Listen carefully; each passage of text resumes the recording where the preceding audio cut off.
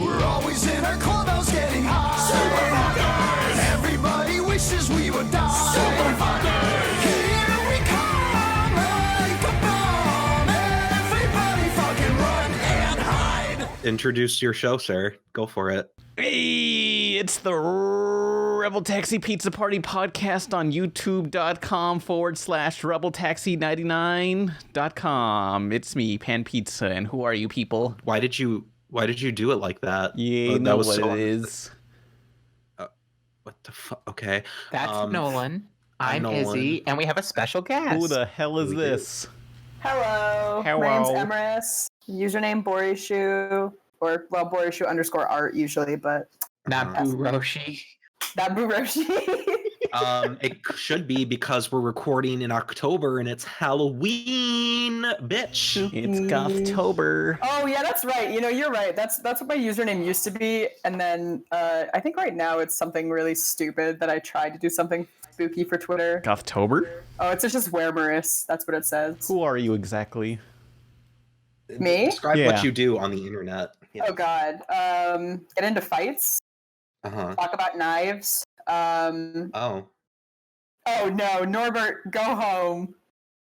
No, that's not okay. Yeah, so I do like storyboard freelance. I also do like paper art, a bunch of other like art stuff. I'm interested in horror podcasts. I always fail this part of job interviews when they ask me to explain myself. Why are you So- here? That's a good question. Yeah, why? I don't know, Nolan. Why am I here? I think I'm here because I like animation. That's Yeah. Katrin recommended you to us, so here you are. And we also bonded together over a reading of Happy Appy. that's true. And So- my anime girlfriend that I made you listen to. Yes, you made me listen to that scary story, and it was the worst. And since it's the month of spooks, I will discuss this scary story because if I had to be subjected to it, you all do too. So basically, my lovely friend here, who I'm going to call the fucking fiend, decided that, hey, you know what? Nolan, you're gonna listen to the spooky story, and I'm like, okay. It was called My Anime Body Pillow, Oh yeah, that's it. and Pan can relate to this one. Essentially, it's a spooky story about how this like fucking incel kid is like, man, I don't have sex often or whatever. At have all. you. Yeah, ever. And so he buys this like cheap body pillow on like a foreign website. It's not an official one, and he gets it and he like starts cuddling with it, and it's really embarrassing and awful, and I hate it. And he like feels like a heart palpitation, and it's like, oh man, my body pillow is coming to life. My waifu is coming to life. And if that wasn't the part that made you fucking cringe, just you wait. So basically what happens is it turns out that the heartbeat is a spider egg, and it bursts, and then it nearly kills him. It kills his brother, and then his parents are like, you killed our anime fetish or whatever. But like most importantly, the brother's like the dream son. He's like the jock that has all the popular friends and everything. He's the cool one, and our protagonist, our too relatable protagonist, is a fucking loser, and you do not sympathize with him at all because he is basically like the poster child of Elliot Rodgers everywhere. You left out the best part of the of that episode though, which is where he like grinds himself off to the spider pillow. Yeah.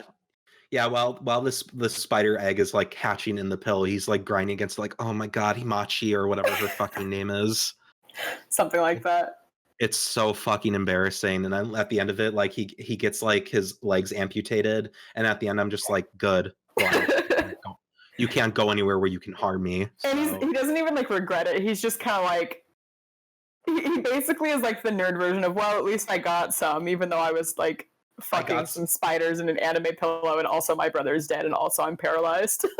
This reminds me when Hot Topic was selling a body pillow of Yoko from Gurren Lagann.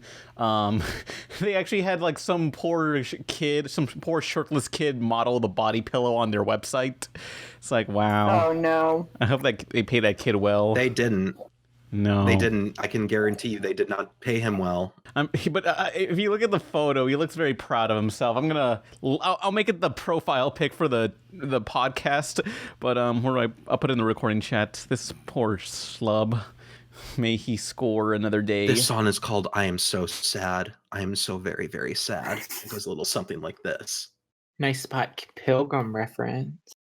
I like Scott Pilgrim. I love Spot. Oh. I love Spot. I love Scott Pilgrim. Even if it is like, one of Edgar Wright's worst movies.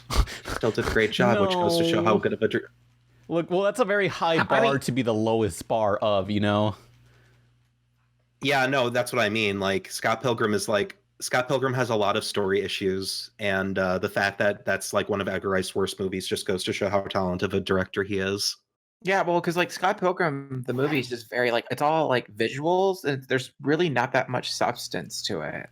Yeah. Like if you take away the video game reference, like what's left? None of the characters are all that likable. There is substance. I think Wallace is pretty likable. Okay, okay. The two main characters are. It's as interesting as watching two wet noodles smacking into each other. Yeah. Oh. Like if they cut out Scott and Ramona and just like made the rest of the movie about the background characters, best movie ever. Yeah. I agree. Well, the point is that Scott is supposed to be an unlikable douchebag, and he learns to be better. But the problem is the movie doesn't go to the details of the manga. Okay, to be fair, I was just at Half Price Books earlier today, and like I was like, I wonder where Scott Pilgrim is because I want to buy the colored version because they updated the art and it looks really nice. And I couldn't find it, and then my friend Sue goes, "Oh, it's right here. It's in the manga." Perfect. I'm glad at least I'm not the only one who made this mistake. But regardless, yeah, no, in the books they hold Scott a lot more accountable for his actions, and in the movie it's like, man, I was pretty douchey. I should probably stop that. I don't feel like he even has a moment where he truly acknowledges that he's douchey. He's just kind of like, well, stop.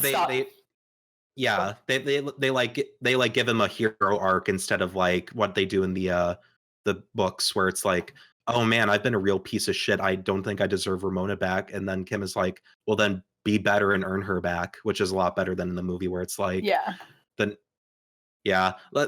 books are a lot better in terms of the story. There's substance in the movie. It's the problem is that like it was edited poorly and then they changed the ending. They like set up Knives and Scott to be like the end couple, and then in the last minute they changed it back to Ramona. Well, because like even Ramona's like, you two make a good couple. Knives is 17. Well, like honestly, she's 18 by the end of it. Well, that's still weird. So, Scott and Ramona are like the indie comic equivalent of Joker and Harley, where like everyone like romanticizes their relationship as this is the thing we want to goal, and then it's just really not that great of a relationship. Yeah, it's kind of like how people say like, oh man, I really want to be like Romeo and Juliet, and you're like, they both fucking die, right? They were both stupid teenagers who like were over the top dramatic and committed suicide because also like love. Teenagers is pretty generous given that like what Juliet's like 12 or 13. Oh, close enough. She's a baby. Teenagers and kids is the same thing. Look, the people lived like 30 years back then. That's like a senior citizen back then. Yeah. That's true. Yeah, that's fair. The Transformers will return after these messages. Hi there, it's me, your old pal RoboBuddies, and I'm here to announce that I have a Kickstarter. Wow, I'm selling shirts. These shirts are made to order. They're going to be printed locally, and the designs were commissioned by fans of RoboBuddies. So if you like my show or if you like dumb words, you can hop on down to the Kickstarter and check out some cool designs for some cool shirts. There's free shipping everywhere. The shirts are $30 for one, $50 for two, and $70 for one of each of the three designs, and free shipping for anyone in the US or European Unions, with a flat rate of $10 for anyone outside. Anyway, thank you, and We now return to the Transformers. Also, I think the books actually like lampshade that fact that like, oh, this is not an idealized relationship, even though people think it is. Mhm. If I remember, I could be wrong. Well, you have Yeah, to no. remember that like mainstream media is always misinterpreting things and always like just kind of looking at things at a very like they don't scratch, they won't pass the surface. Mm-hmm. Unlike us intellectuals. Yeah, I want a girl with dyed hair. That's great. You have a girl with dye hair. Shh. Yeah. You're like literally dating someone who dyes her hair. Which, by the way, I refuse to draw her in anything but turquoise. Yeah. It's You great. can't, Izzy, you're breaking That's the the immersion. dream. Oh, I'm sorry. You're right. No, This is- Pan, this is- you're a fucking cuck, and you'll always will be. Oh. Let me step on your balls. Izzy, you can't step on his balls. He doesn't have any. He got spayed and neutered. Oh, that's Stop. true. That's fucking true. Stop submitting to Is that- my is sexual that better? humiliation fetish. Pan. Is this Pan, more in character? I don't know Yeah, anymore. this is good. This Where's is fine. the character This is N fine. and the humiliation fetish start? I don't know. By the way, Pan, I've been wearing heels more often. I don't really care about heels. Is it too late to be like, hey, I don't want to be on this podcast? I think I'm just gonna go. I'm more like boots. Boots are awesome. Melissa. Oh my fucking god. And you can't. And unfortunately, you can't leave because see. you signed a blood contract. While you were signing the contract, I cut like the top of your hand, and then a little blood got on the paper. So, yeah. Also, Spo's here saying get out while you can. He wishes he could leave, but he lives with me now, so he can't leave. But since since M clearly doesn't want to hear about pansexual humiliation fetish in front of hundreds of people, I think we should get on to the theme of this episode, which is talking about spooky, scary stories that We have a theme? What? Last time Well, we had me a and- theme, it went on for like 3 hours. You know what? We'll make it work. It'll be fine. This will be fine. And then if it's not fine, Pan, you can edit in a voice clip that says, "Turns out it was not fine." No. Okay, someone in the comment just said we can never escape the pizza party. It does make it sound like the pizza party podcast is actually like a creepy pasta lore. Pizza party is kind of a lifestyle, honestly, because when I was in school, people like recognized me, and one guy like tried to get my phone number, and I was like, no thank you. I don't know you. He was nice, but like it got weird and uncomfortable. But anyway, so we were reading creepypastas together, and I thought, hey, why not just talk about bad animated like theories or hoaxes or spooky stuff like that people like? Because I figured, hey, that'd be good enough to last us an hour or two, and maybe questions. I don't know, but yeah. So I'm glad one you of the- discussed it with the rest of us. well, I figured you guys would be okay with it. I so- am, but I'm still gonna be a shit about it. No, I know. It's fine. This is fine. It's fine. It's fine. But anyway, so I figured since M is the guest, would you like to share a spooky story or animated theory or hoax that you think is really dumb or anything you know? Sure. I always hate the like scary theories that people try to make about like kids shows where they're like, it was all a coma and so secretly been in a coma this entire time. Over or, the garden like, wall. Yeah. Huh? Over the garden wall. Okay, to be fair, that one probably is them in a coma. Yeah. Yeah. That one is like the one where there actually is that. But like Yeah. I'm talking like Rugrats. It's all in. yeah. Rugrats. Like Rugrats or like the Pokemon theory, where they're like, oh, Ash is in a coma and like all the characters represent his different personalities and his like latent sexual fetishes, which is like a weird one. Wait, what? Or like have you not seen that? There's one that's like, oh yeah, like Jesse and James represent his burgeoning sexuality, which is why they're like older than all the other characters and some shit. Like, it's something. I have no idea where to find this theory now, but I know that I've read a bunch of these because like people, like non-animation and non-art people will post it on like Facebook, like people from my hometown Normies. who like post it to be edgy and they think it's really cool. Normies. Yeah, the normies. So it's like those ones, or like there's like the Foster Home for Imaginary Friends one, which is like that. Oh god, what's the redhead girl? Frankie. Frankie. That like Frankie is like mentally ill and she's imagining all the imaginary characters like in an asylum or something like that. Like just dumb stuff like that.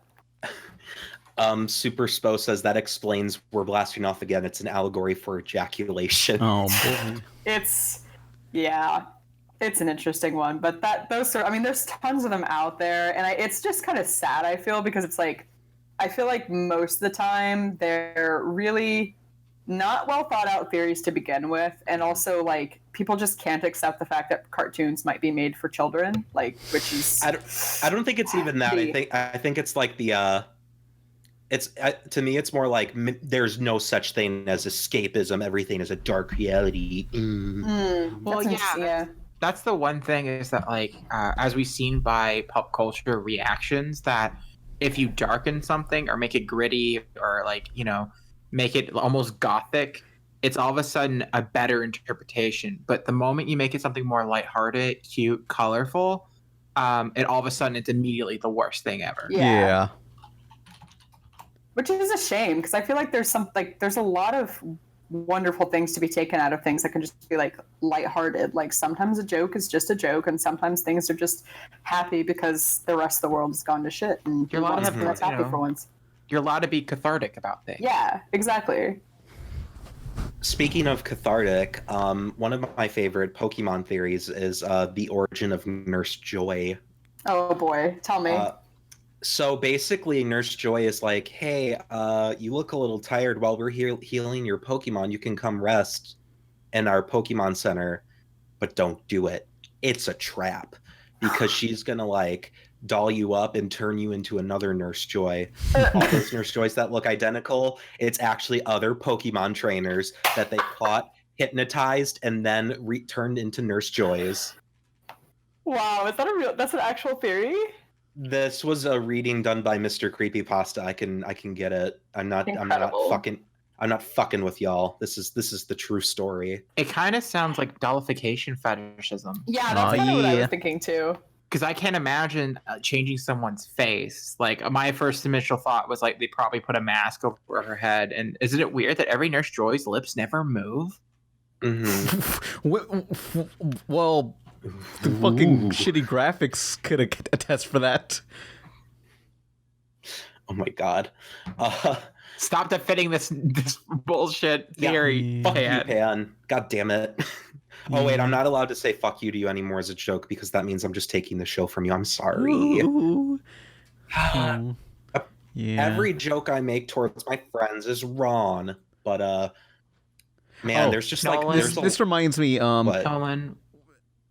Well, okay, so this reminds me, like, when me, Sundere, and Neska were making Let's Plays together, like, they were just, like, berating me and telling me I ain't shit and just fucking just basically shoving me in the locker, verbally speaking. And occasionally Neska would get comments saying, why are you guys so mean to Pan? He invited you over to play video games and eat cake on his birthday, and you all just make fun of him. What's your guys' problem? Right, Neska? Yeah, you hear her say yeah. She's in the room right now? Yeah, Hi, Neska. Hi, Izzy. Neska, get on here. She's playing Splatoon 2. But I'm spending quality time with my Inkling and my Octoling. That thing that Pan doesn't do. Shush. Oh my fucking god. Speaking of Splatoon, I bet there's some creepypasta theories about... it's kind of canon, because, like, they live in a apocalypse world kind of deal. Yeah. That's not any lies or anything. If she's going to talk to us, she should come closer to the mic so it picks up for the podcast. Yeah. The Switch is portable, you dingus. I'm just gonna look up Splatoon creepypasta now and see what the first thing I find is. Oh boy. One of my other favorite creepypastas is one for Gumball called the Grieving, I think it is. Oh no. It's basically like a lost episode type deal, except it's like it has all the cliches like, oh, they're static, oh, the characters are doing something they shouldn't be, oh, it's graphic, etc. But the best part is the creator of the show reaches out to the protagonist and goes, yeah, we made that episode as like a joke, like to make fun of a friend's dead kid. We shouldn't have done it, but we did. And it's like, in the context of the story, like, it's just so dumb. Just the creator just comes forth and ruins his career, or potentially ruins his career, over a fucking like episode that could have totally been made up, even if it wasn't in the context of the story. It's just so dumb. I love it. It's such a bad story. Give me more, please. Oh, okay. For a second, I thought like the actual creator tweeted about it. No. In the context of the story, Oh. the guy comes up, like, the guy's like, have any of y'all seen this shit? And then the creator DMs him on Twitter and goes, yeah, we did that. Whoopsie. Don't tell anybody. It could Oh, ruin sure. me. Yeah, Sure, that's how it works. it's so fucking dumb. I Speaking love of it. I love it. creepypastas that could have been real, there was that time when we had the head writer of Clarence and Voice, Spencer Rothbell on, and he was talking about how he wanted to have an episode where Clarence fucking dies and becomes a ghost. Oh yeah, that's right. Izzy owes me an animation from that, don't you, Izzy? Oh. Oh God. Okay, first of all, stop reminding Nolan about bets we had. Yeah, Izzy, you fucking cheat. Please, Skank, Nolan, you fiend. recap what happened. Oh, okay, I can do that. So, Izzy, while we had Spencer Rothbell on, Izzy made a bet to me. I didn't do this. This wasn't provoked by my own will. This was Izzy who did this to me. No. Okay. Yeah, if you're not going to tell the story correctly, then we're not I going am to telling the story correctly. You're like, hey Nolan, if you can get him to say like, I'm wrapped No, up. or something. okay. You need a preference that we're texting each other individually on Discord while it's happening, and you're like, I kind of want to get him to say something, or that's something. You said something along the lines like you kind of want to get him to like get a rap type thing. Like it wasn't so much that like I came out of nowhere and was like, oh hey Nolan. You did. You should do this. You're a liar. You were like, I kind of want to do this. And I Scoundrel. go, oh, if you totally do this, I will animate it. Oh wait, yeah, that is how it happened. Never mind. I'm a liar, I guess. You were trying to paint me as this like manipulative. That's how I remembered it. I totally misremembered. It was my bad. Nolan always just like alters his memories to put you as a manipulative person. No, He's DM'd that's me not- about this specifically. It's totally true. No, that is not true. Shifty guys. So you guys were talking about spooky things, and I recently found this YouTuber called Fantastic Daily. He did some interview with this like creepy Twitter dude that apparently worked at like those secret facilities or whatever that hold cryptids or whatever. But he's got like a Twitter, and he did some sort of like interview with them to the point where he just sounds he's either A, very good at bullshitting and sounding convincing, or B, actually works at a secret facility. Essentially, his interview made me scared of like national parks now. That apparently that's where they send all the cryptids and aliens to go feed and God, I wish. to go feed David and like Paulides hunt is a hack humans. fraud. That it was connected to the, I think, what is it, the 441, like the missing people or something like that go missing in parks a lot, and they're never found ever. So let's go to Yellowstone and get Yellowstone. I want to go. I want to go find the staircases in the national parks. Everybody. The staircases? To heaven? It's another spooky story called I'm a search and rescue officer in like a national park. This is my story. It's some of the best spooky stories because they're like kind of like fan fiction based off David Paulides stories from national parks, like 411 cases that are really fucking weird. And one of the recurring themes is that like just randomly, for no real reason, there are staircases just there. Oh. And if you go on them or go near them, fucked up shit will happen. I'm Don't really do it. into that. That is my exact MO. Is that like but the escalator to nowhere from The Simpsons? no, it's weirder because it's literally just like staircases you'd find in a house, just in the middle of the woods for no reason. I love And that. the whole series is like that too. Like one of my favorites, which I'm fine with spoiling because I don't think people will appreciate it like I do, which is not like an insult or anything. That's just I have weird taste. But anyway, so this story is like it's obviously like a series of vignettes, like small tiny stories in this one big one. And this guy Wait, goes, sorry, real quick. Are you spoiling like a huge overall arching plot in this, or just like a small thing? just one of the small stories that I really like. I Okay. don't know if people will like it as much as I do though. Okay. Because just it's one of those things that sounds silly but anyway. So one of the search and rescue officers is walking around the woods like following up some report that there's like a weird noise or something's going on. And as he's walking about, he hears like just noises and he's like, what the fuck is going on? And all of a sudden, out of nowhere, he sees this man just like doing like back handsprings towards him, like in like an uneven part of the woods, and he like acknowledges like, yeah, this sounds stupid, but like if you were there seeing this guy doing perfect back handsprings like towards you, you'd be fucking freaked out too. And I'm just like, yeah, that is silly. And then you think about it and you're like, actually just picturing like myself in the woods seeing that, it's just like, what the fuck? I don't even know what back handsprings are. Like you flip backwards, land on your hands, and then like jump off like that, like spring off your hands. Oh, okay. Like doing some Kim Possible shit? Yeah, and he was like coming directly towards the guy. And that sounds silly to you. You just gotta put yourself in that situation. You're like, oh geez. Ooh, no, I don't like that. I don't want to see that. And like the stories are full of that. Just like weird, no explanation type deals. Like you don't get an explanation. It's just like, it is what it is, and it's gross, and I don't like it. And that's why I love Search and Rescue. It's spooky. It's very spooky stuff. I'm going to listen to that later. Yeah, I'm very excited about that. I will give you a playlist right now and put it in the chat too, because it's good shit. I really like it. I think it's a very good story. It's not like there's body horror and it gets really sad sometimes, but most of the stories are just like, this weird thing happened. How did it happen? I don't know. And that's why it's so freaky. So yeah. I love this. Search and Rescue Officer. Go listen to it. I will. Good spooks for October. But also, anybody else got some spooks that you want to share with the class? I mean, I have an ungodly list, so I'll let anybody else go first. Just anything you've heard. It doesn't have to be animation related either. I know, I don't remember. Like, I legitimately don't like have anything to give you because I have a really shitty memory when it comes to some of this stuff. Wow. Yeah, like I remember there was a creepypasta called Appy or something where it was like cartoon apple. I don't know. Yeah. We're familiar. We're familiar. We know. Oh. Okay, here we go. I don't have like an actual like creepypasta story, but like for whatever reason, creepypastas have like a huge fan base, especially like I've learned that at conventions, at least like 2 or 3 years ago, if I drew something Steven Universe oriented or something creepypasta oriented, I will most likely sell them, right? Like those are things that sell.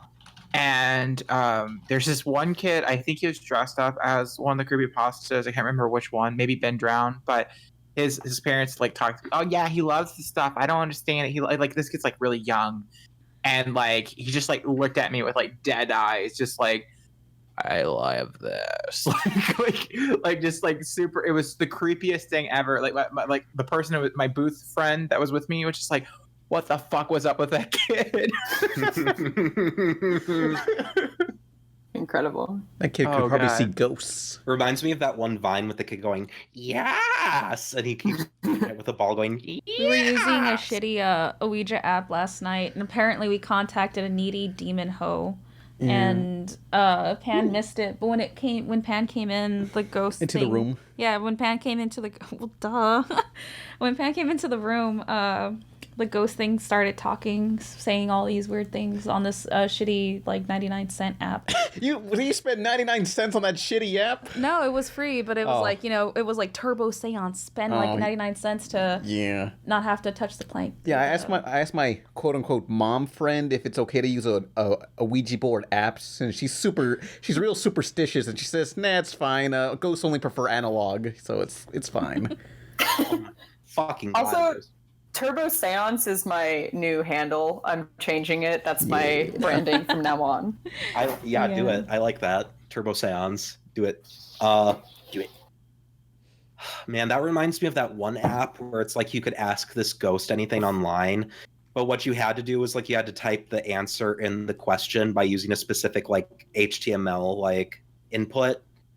I forget what that reminds me of middle school. They used to have those like Ask Jeffrey or whatever weird things on but it was like a website. Something like that, yeah. Yeah, it was like on a website. Yeah. And I remember once the kids were freaking out, like they were just losing their shit, going like, "Oh my god!" They asked, "Ask what it says on Nesca's shirt," and so they did that, and I forgot what shirt I was wearing, but they fooled the whole room. Oh shit! It was really sad. I also looked at my death date, and apparently I'm gonna die when I'm 60, so that's unfortunate. But Tasty. Yeah, like 2047 or something like that. I don't know, but or 2067 maybe. I was gonna forget. say because like 2047 is like 20 years from now, and you're not Gonna 40. Yeah. I'm close. Nolan's not 40? What? I'm The close. lies.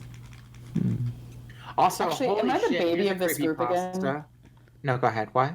Oh, I just said, am I the baby of this group again? Like, are people actually that much older than me? How old are you? I'm 22. I'm Yeah. 23. Okay, so I'm not that. I turn 23 soon, but I've been every time I go out to like Sorry, I didn't mean to tangent. Izzy, you were about to tell something. I'm sorry. No, it's fine. Go for it. I was just gonna say, like, every time I go out to like animation meetups or like groups, or like I went to a symposium like a week ago, I'll be at a table talking to people and it'll be great, and then I'll like mention my age and everyone's like, I'm like 27 to 35, and I'm just like, what the? I'm a baby. That just I'm means you're more 28. talented. I'm closer to Jim than I am anyone else. Also, I wouldn't say that I'm more talented. I'm still unemployed, so like my young age is not doing me any benefits here. Same. Yeah. Okay, then, let's go universe! When is it on? Oh, right. The OKKO crossover event in 2 weeks on your Cartoon Network. People want us to talk about crossover Nexus. I haven't seen it. First off, I just want to say that Cartoon Network is having their CN Academy, and Ian Jones Cordy was nice enough to write me a letter of recommendation. Aww. So now let's talk about the special, and let's hear how Nolan's angry about the show today, about Ian's That was a nice humble brag right there. Yes. Is it humble at all? No, he always brags about things. That was not only a humble brag, but it also smoothly transitioned into trying to put me down, which I won't fall for. Yeah.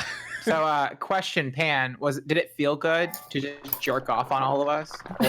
Probably. He gets off on that stuff. No, shush.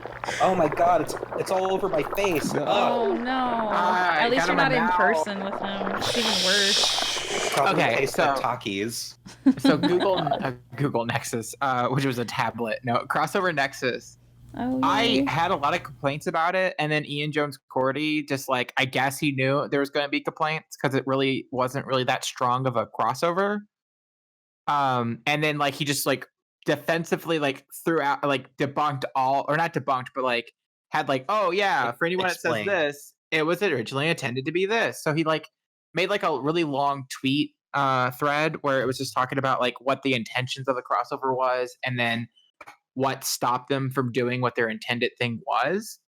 So like I think everyone here could probably say that the special would have been better if it was a half an hour long. Yeah, I mean, I still enjoyed the special. It's just pure fan service, and the fact that they just reference like stuff like frickin' Periwinkle the platypus, like as if anyone remembers who the fuck that is. Periwinkle around But the world. apparently Cartoon Network was like, no, we want this to be 11 minutes. Yeah, it's really weird. It's like, this is a freaking crossover at a time when people are all up in Avengers and crossover bullshit, and they're like, yeah, 11 minutes, that'll be fine. We don't need to work extra hard. Like, going back to our interview with Spencer Rothbell for Clarence, he was talking about how he wanted to have Uncle Grandpa cameo in a Clarence episode, but the network was like, yeah, we don't want any crossovers unless it's like a main event, you know? Which is the dumbest thing to say in the now when we have the fucking Marvel Cinematic Universe. Like, imagine if, like, some director for Spider-Man Homecoming said, it's like, yeah, we don't want Captain America as a cameo in this movie. We don't want to waste it, you know? Well, I mean, like, their stance on that's different now because, like, Mighty Magiswords just had, like, a bunch of crossovers, and OKKO just has a bunch of crossovers. That's good. Because Rad appeared in OKKO, and this really awkward, didn't make any sense, and it was, I think it might have been a two-parter, because I don't really watch Mighty Magiswords that much, but, like, there's a whole bit about the two main characters wanting their friends to like them, and so they forced them to hang out, and they didn't want to. And then there's a random part where they accidentally summon Rad, who gets a OKKO sword, and like there's no point to it whatsoever. Like it's just, you know, a cameo for a cameo's sake. Yeah. Mm-hmm. And then OKKO's had the the Captain Planet crossover. Yeah. And then crossover Nexus. But yeah, no, Cartoon Network was like, we want it to be 22 minutes. And Ian, it sounded like he justified it as Cartoon Network wants to have as many 11-minute episodes as possible per year because you get double the ad revenue for it. Because if you air the one new episode and then an old episode, you basically, because I think all episodes are done in twos. So like what you spent on one episode, you get ratings for two. And so like doing a traditional 30-minute episode, they're losing like half the profit. So they try to like limit those. Oh, and they did the Ghost School crossover. Yay. Then why not just like advertise? Then why not write it off as like the two-parter as like a two-part episode, like 2 episodes? Well, actually, as OKKO currently has some sort of like mini arc going on where they're in a school, you know. So I guess it was either work on that main plot or work on this episode for fun, and it's like gotta choose one. Again, in his like thread, he talked about it was they originally Cartoon Network suggested them throwing in cameos of other Cartoon Network heroes in the school, so that it's like just these little tiny little like 2-second cameos, or maybe you see a character in the background like Ben walking around training. And Ian's philosophy on crossovers is that we're not going to do background cameos. They have to be the main event. Like the whole point should be a crossover. But did you guys like the episode? Izzy? Oh. It yes and no. I enjoyed it for what it was, especially after reading through his list of like defenses, because it really did answer like all my complaints. I would have preferred it if he would have met. I would have preferred if there's like one-on-one time with KO and to see what he's like with the other characters. It looked like he only really bonded with Garnet. I would have loved to see what it would have been like with just KO and Ben 10. What it would have been like with KO and Raven. Yeah. I don't know. The Cartoon Network world just felt kind of like it was just there, which is cool, but. I'm kind of like Vox while I tease him about his like theories and shit because he's like the Ronaldo of YouTube.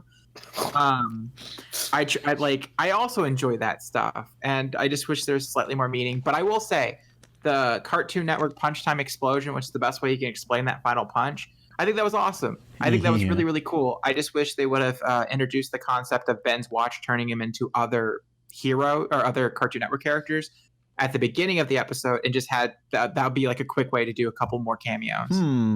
Yeah, that would have been good. Yeah, but I like the episode. But it just seems like it's really strange that Cartoon Network is just like, it's 11 minutes, it's a crossover, no one will care, whatevs. Yeah, no, I'm with you. It's just it's weird because like it is 11 minutes, which makes it doesn't make it feel grand. Meh. And then it was also advertised as part of a Raven themed night. Raven Domination. Yeah, which is probably your favorite thing ever. Yeah, they know how to appeal to me. I would say the sound design is probably the best part of the episode. Ooh, Nolan, you haven't said anything. Let's hear your hot take. I really don't want to, honestly. Come on, Nolan. I did it.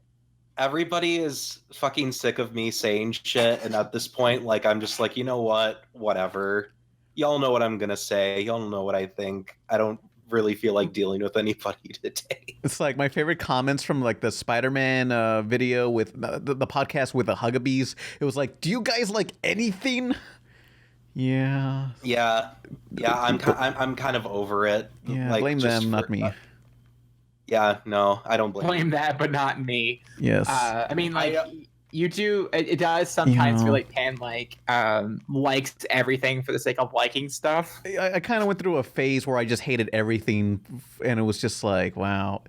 I don't hate everything, though, is the thing. I'm just a very critical person just because I want everything to be the best it can be. Smokes. That's my. You guys just. So you guys balance each other out. Yeah, it's like, the Ying Yang twins, how they're like a yin and yang, Ying Yang Yo? Close enough. But I don't. Fucking lost media. Hey, I have some lost media. Can somebody fucking find the music video of Corey in the house singing the Ying Yang Yo theme song in front of the green screen? I can only find it in Spanish. En el mundo de caos y confusión, hermano y hermana pelean los dos. Ying Yang Yo, Ying Yang Yo, Ying Yang Yo, Ying Yang Yo, Ying Yang Yo. Oh my god. Yes, it's fucking lost media. We need to find this ask shit. Kyle, just tweet Kyle Massey. He's not doing anything. Oh, you sure? He's got to do something. No. Where's the That's So Raven cast now? That's so Raven. That's so I mean, Raven. Raven has her own show now. All right, there's like Raven's House, or what was it called? Raven Yeah. in the House? No, Raven's Yeah, house. it's Raven's house. Corey in the House and Is that Raven's still going? House. Will Corey come Oh, into Raven's the house? home, the chat says. Yeah, will Corey come into Raven's house? Will she? But yeah, no. Sorry, it's behind my ear. Whoa, wait. Okay, the chat's saying that the guy is apparently possibly in a cult and was battling cancer. What the fuck? I mean, I don't know how true that is, but I think that that's an interesting point to talk about. is that why he's bald? He's always been bald. I thought that was like male pattern baldness or something. Let's all just sing the Ying Yang Yo theme song. Oh no! Yin, yang, No, hang on. woo, In a Lin, woo, Lin, warriors. That's not it at all. That's like wow. I'm sorry. Look, every man. fucking cartoon in the fucking 2000s was based off either Chinese or Japanese culture. I see. Yeah, it was just like everyone wanted to be fucking ninjas or karate people or whatever. Karate people. Yeah, karate people. That's what they're called. Oh yeah, someone mentioned Get Ed in the comments. Remember fucking Get Ed? No.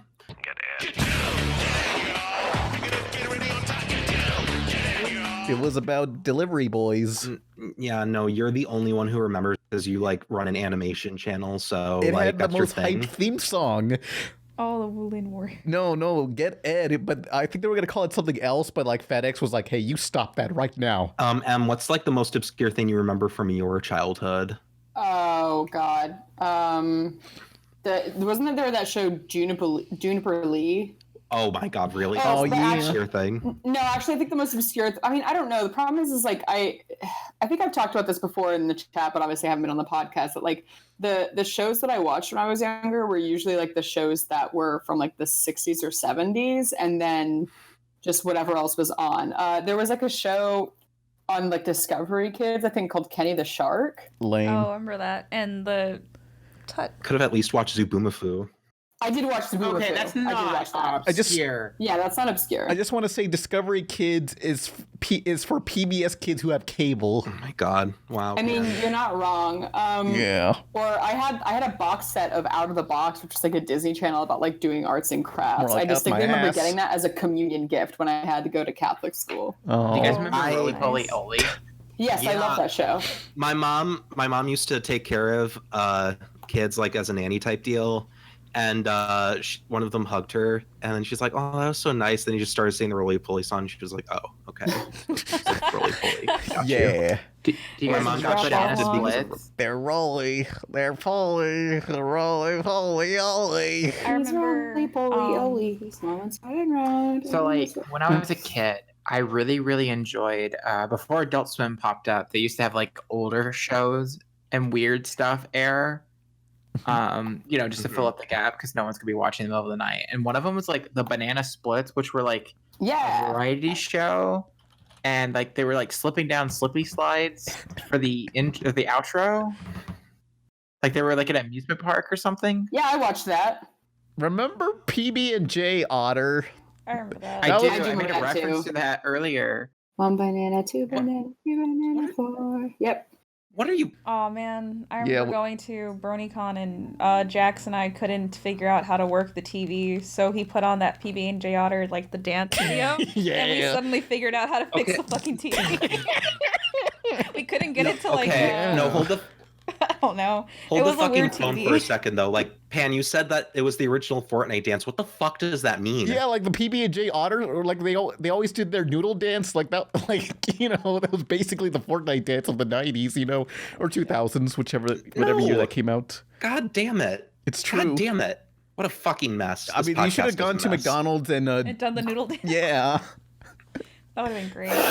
Also, I found out that PB&J Otter was made by the creator of Doug, Jim Jenkins. Oh yeah, it's got like the same style. Yeah, no, it doesn't. You can't tell. No, They're otters. They're not humans. Like, how can you tell? It's like in the eyes and the nose.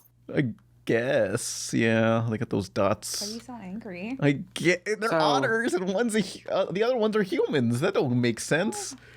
Look at you. Like the color scheme of it matches, and like I don't know. I mean, when I look at it, I'm like, yeah, those are clearly made by the same person. Yeah. What the fuck is going on? I don't understand. Jim Jenkins also made a religious cartoon. I forget what it was about, but the first episode is about some kids worshiping like a rock star who's clearly modeled off Gene Simmons from Kiss. And the lesson was like, hey, don't trust this man. Fuck Gene Simmons. What? Jesus. I mean, valid, honestly, because like he's a shifty guy, but go to hell, Gene Simmons. Is he a Scientologist? No, but he's like he's definitely in that I'm old and rich but pretending to be a rock star, even though I'm benefiting off of the system. When I was in New York, I saw a Scientology building. I could have sworn I saw him just walking about, just like, hey, I'm Gene Simmons. I'm a Scientologist now. Oh, I believe it. That sounds plausible. Like, I really wanted to go into the Scientology building. Everybody was like, no, don't do it. I'm pussies. No. My friend tried to do that while she was here in town visiting me, and because I had plans for the day, she's like, "I'll just go to the Scientology building by myself." I'm like, "No, because I want you to go home safely. Like, I'm not letting you unchaperoned wander into the Scientology building. Like, that's just a bad idea." Yeah. Mm-hmm. I visited That was my interesting story. It was great. Why isn't it? I visited the Hollywood block of squares, with all the, the sidewalk thing. What? Walk of Fame? Yeah, the Hollywood Walk of Fame, not the block of squares. No. What the fuck? You know what I mean. But anyway, that place is a tourist trap. That place is a rat hole. There's shit everywhere. Tourists, and there's people selling bootleg crap on the side. But there was also a Scientology thingy building, like giving out pamphlets like, hey, join the club, kids. Tom Cruise is here. Yeah. Tom Cruise is not there, by the way. God. You ever like watch something as a kid? I mean, this happens a lot actually, but like you remember it being like really badass or super cool, and then like they released it on DVD and you get it, and then you find out it's nowhere near as cool or dark as you thought it was. Yeah. Like Scooby Doo, the 13 Ghosts of Scooby Doo. If you go and watch the intro for it, like it seems really fucking epic. Like it was like as a kid I watched it and I was like, this is the adult version of Scooby Doo. This is so cool. It's so dark. The monsters are real and all that. And then I go and I buy the DVD and I'm like, I'm going to relive my childhood memories because it aired at like the middle of the night. Like it was one of those, it was like the Banana Splits. They would only air at like 10 or 11, really late for, the age range I was. And I go and watch, and the very fucking first episode is literally them escaping a plane by blowing up a giant fucking rubber duck. Like it is the most. I think it takes itself less seriously than any other Scooby Doo. Wasn't that the one that introduced Scrappy? No, that's the one that introduced Scrappy, Flim Flam. All right, there were like two. You didn't have the original gang. You had Shaggy, Scooby, and some kid. Flim Flam. It was Scooby, Shaggy, Daphne, and Flim Flam. Short Round. No. What was that kid from Indiana Jones? Short Round. Yeah, Short Round. Was he just that? I mean, no. So like the idea was that like, he was another competitor against the ghost. So like he was a con man. He was a little tiny like. Oh. I don't know what his race was, but like I think it was implied. Like Middle Eastern, maybe? I'm not sure. But like it was like Mystery Brown, we don't question it, so it's not racist. Is that bad to say? Oh. I don't know. It's like so they don't offend anyone, like Rolf from Ed and Eddie, Okay, that's fair. Yeah. And so like but this entire thing was that he lies and cheats and he cons his way out of any situation. So he would trick. There's literally like a scene where this big giant demon's coming at them and he's like, all right, I'm going to pretend to be a used car salesman. This is going to trick him. And then somehow magically fucking cars are there. And, he's just like, hey, let me introduce you to this thing. And then, like, it drives off and blows up or something. Like, it's just... He put a car bomb in there? I love that. This little possibly Middle Eastern kid put a car bomb in the car. I don't know if that's it. I am so confused. I just like the idea of like a character centered entirely around scamming people because like, okay, and I know this is opening up a rabbit hole, but there's also 2 characters in My Little Pony called Flim Flam, and I own every single piece of merchandise that they are because they're Carnie ponies that scam people, and I adore it. And everyone's like, you know that they're awful and everyone hates them. I'm like, but look at them. They're cartoon They're characters. conning all Chill, these bro. morons out of all their money. You also keep in mind we're a con. I know. So. I know. I feel a kinship with them, really. It's like if you're gonna be like, okay, I shouldn't say this because it's like mean, but like if you're gonna be dumb enough to spend your money on like miracle cures and like items that people say are going to fix your entire life, then like you deserve to be conned. No. Yeah, kind of. No, I agree wholeheartedly. Listen, if you're not smart enough to like stay like educated or like, you know, stay woke, have cognitive critical thinking, then you deserve to like get conned. Oh. I mean, like, I mean, like, I don't know. There's definitely some people who are like, I wouldn't say that because like they don't have that ability. But then like for the most people, like people are just dumb. Like they'll just spend stupid. I mean, because like I said, I worked in carnivals for 8 years. Like I've seen people spend their money on the dumbest things ever. And like you go into a carnival and you should know that everything is rigged against you. Like that's just how the system is. And people still are like, no, I can be the one who wins. Like I can do it. And it's like, that's not. You're not going to get the best deal. Like, if you buy a belt for $2, expect it to last like a $2 belt. Like, if you spend $8 on a shooting game, you should know that half the bullets are fake. Like, I don't know, man. I don't have much pity. The only time I ever felt... No, I wanted to add one last thing because I have a very similar to theirs. I'm sorry. So basically, I went to the Dixie Classic Fair with my friend, and they have a ton of carnival attractions, and I'm like, you know what? They're only $1. I know they're fake, but I want to, you know, have some fun and like just see how fake and bad they are. The one time I actually felt mad that I got conned was the freak show where it's like, look at all these weird exhibits. I'm like, oh man, I bet it's people with like fake beards. It wasn't even that. It was just a bunch of fake props, and I was like, you know what? I knew it was gonna be fake, but like I expected some like people there I could talk to at least like, you know, like jape with them a little bit, but no, not even that. What were the props? I was Huh? What were the props? Like a sea monkey, a video of the world's fattest man. A video? I want to see him live. Yeah, Yeah, I know. I was pissed. I was like, I could have gone on YouTube. Yeah, exactly. I paid $2 to see a bunch of shitty props. Like, there was a snake woman, and she was there. I could talk to her. It was obviously, like, a woman with a snake coil, and she just, like, hid under a table. I was like, that's cute. You know, I spent $1 on that. That wasn't a big deal. The world's tiniest woman, who actually was there, the poor thing, was in the fucking North Carolinian heat, had a fan, like, just on her, and I was like, oh my god, I just feel bad now. How tiny was she? I took a picture with her. Oh, do you have the photo? I have a photo, yeah. It's on my phone. I don't want to post it publicly because, like, I think that's kind of in poor taste. But yeah, I'll send it on Discord. Oh, but, I don't want to see that. Yeah, everybody listening to this,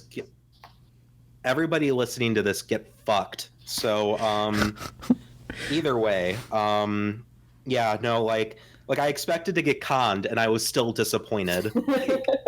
That's when you know you have a really shitty like booth or whatever. I don't know if I've ever been at a freak show. I have been to a top secret circus auction that happened after hours, which was interesting. What? Yeah, you heard me.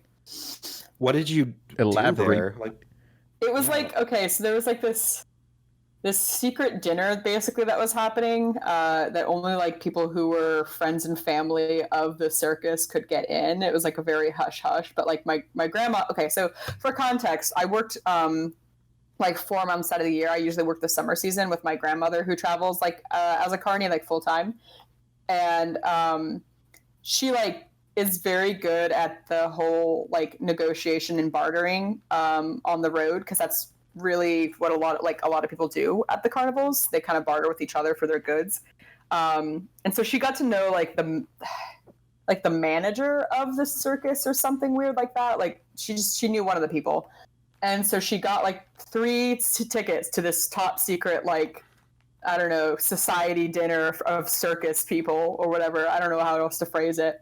And then at this dinner, they were like auctioning off different circus goods that you couldn't buy in the public. Like, I don't remember a lot of it. I really wish I did, because it's like one of the weirdest things that's ever happened to me. All I know is that like I basically got this hat that only is given to people who are like members of the family, so to speak, and I have that at home. I can't believe you're a member of a Carnie family. That's insane. Yeah, it's true. It sounds fake, but it's true. I've done a bunch of weird stuff like that in my life. Tell us more. Sometimes you just join a top secret circus family. I don't know how else to put it. I've never been to like that type of stuff, but I've definitely went to like variety shows and things that had like burlesque and like there was one that had like what's kink oddity type stuff where like I saw a guy literally like lift up weights using different piercings on his body. Incredible. Including a genital piercing. I don't know which one, because you can't just show that in public. So he like did it behind like a cloth, but then he swung it around and stuff, and it's like, oh boy. That's probably a lot more ethical than the stuff that I've been a part of too. And then Jim, like aerial, what do you call it? With the big circle in the air, and they do a bunch of different poses and such. Like I've seen a lot of that, like at Girl Pride. Yeah. I'm actually Facebook friends with one of the performers because I accidentally ran into them before the event. They were like, she was waiting outside, and I needed someone to like tie the rest of my corset because it was like a costume-esque thing. And like I was like, hey, could you help me do this? And then like after he came out, I think she thought I was also performing. And I get that a lot whenever I go to these shows. But yeah, so like we kind of bonded through my like awkward, hey, I need help, I'm having a outfit malfunction. Remember Jared from Subway? He's inspired a lot of people. He's looking good. He'll show you the way. His name is Jared, and he'll lead you to Subway. I thought you said I needed Subway, and I was like, why would you need Subway in this instance? What? Sometimes you just crave. Sometimes you just crave Subway, eat fresh. Yeah, just like Jared. Want to eat fresh. Did you just really make a pedophilia joke, Pan? What? I don't know. Oh, because we said sometimes you just crave, and then like Pan's like, just like Jared, which there's only one implication of that. A pan pizza classic. You're a dirty man. No, Pan. look. Filthy. I'm making fun of disgusting. Jared and his horrible crimes because Subway condoned what he did. Possibly, I'm not sure.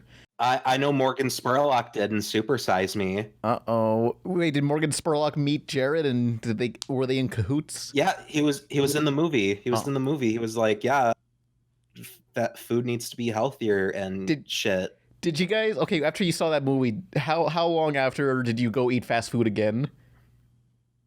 Literally the next day. Yeah.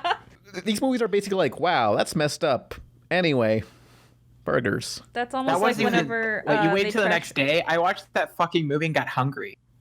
Yeah, well, I mean, I didn't have the opportunity to get food, but if I had the choice, I would have gone to get fast food, basically. Yeah.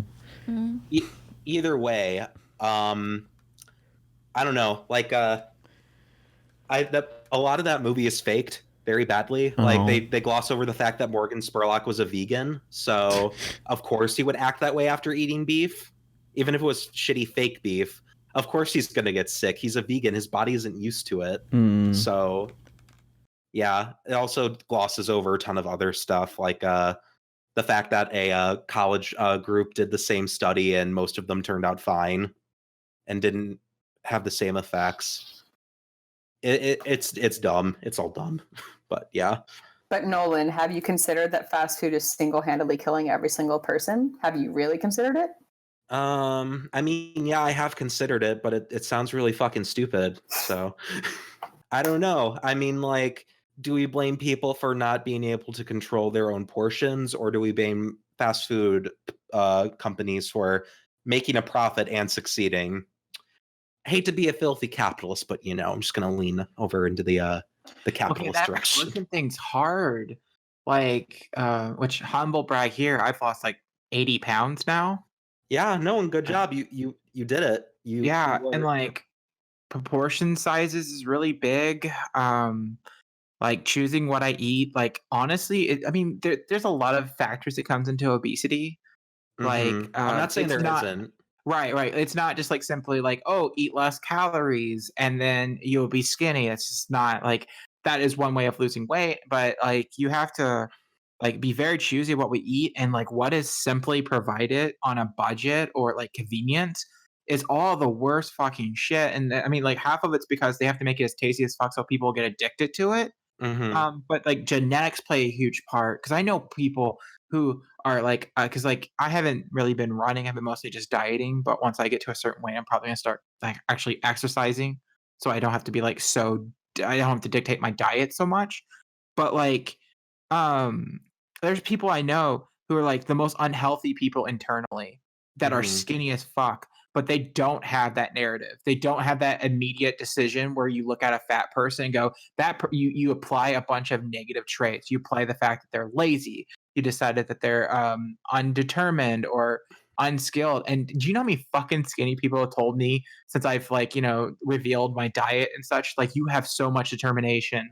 But I'm still fat. I'm still 275 pounds. Like, my goal is to hit 230. And like, because I keep in mind, I started at 360. And on the podcast thing that we did, I was about 325 to 330. And like, I don't know. The whole fat issue just really bothers me. So like, people trying to chalk it up with like, I'm sorry, I'm just heated. No, it's okay. It's totally reasonable. Like, I'm not saying that like fast food or whatever and socioeconomics doesn't play a part in it. I'm just saying that Morgan Spurlock's documentary is bad because it seems to just paint the whole fast food industry in general as the root of all evil when it's way more complicated. If you want a good food documentary, go watch Food Inc. That's like one of the best ones because it talks about like how like food, like actual good organic food is actually like a lot more expensive because there's a monopoly on it by Monsanto, etc. So like just saying like a blanket statement that fast food is all evil, like in Morgan Spurlock's documentary, is just incorrect, and that's what makes me angry about it. Right. Like again, go watch Food Inc. Food Inc. is one of the best food documentaries out there. And that's what also, they showed us in high school. Yeah, there's so much to it. I mean, it's like portions part of it, and like Izzy, I really relate to the part that you're talking about how like different, people immediately look at you if you're like fat, and then they're like, okay, well, you're unhealthy. And what's funny is like, because I'm not going to tell my weight, but like when I am much heavier now than I used to be. And my family was giving me shit about it and was like, well, you've gotten so unhealthy since you moved to college and things like that. But then I would be like going to the doctor and the doctor's like, well, all your vitals are like that of an extremely healthy person. And like, I go to the gym, I would do weightlifting and things like that. But like, I'm still fat. Like, that's just, there's not much I can do about it. 100% that. Cause like, when I started taking HRT, which by the way, I'm almost a year into it. I'm really excited. Yeah. Like next month is my 1 year anniversary of starting that. And I'm so excited about like seeing exactly what the transformation is within that 1 year. But I had to go to the doctor because you have to do blood work, you have to, and test things. Right. And like literally the only problem with my health was that my cholesterol was slightly high.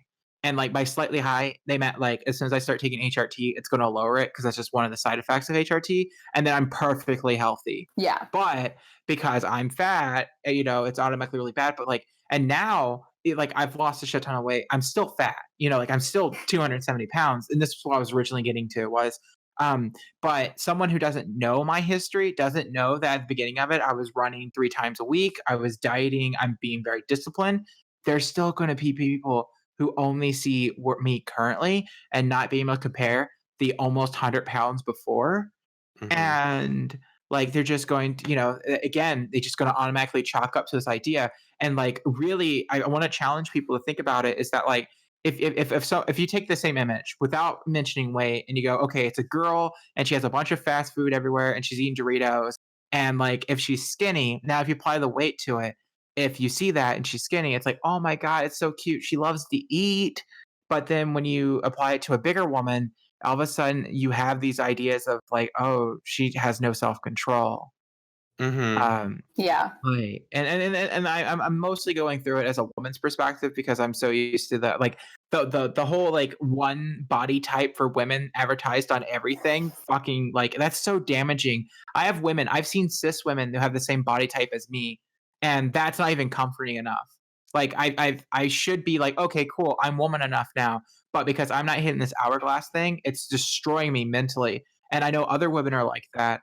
And like a friend of mine who's perfectly skinny and beautiful, but she has like she has no like boobs, but a big butt. And to her, which by the way, that's so many people's body types. I'm fucking attracted to it, but she can't see it because it's again not this Victoria's Secret model version. And then don't get me started on these fucking plus size models where they're just again hourglass. They took the best body type, or the not best, but the decidedly societal perfect body type, and just add a little bit more chop, and now they're plus size. Yeah. This is a really weird topic for animation podcast. Who cares? It's also it also doesn't help that like every picture you see is photoshopped to an absurd degree.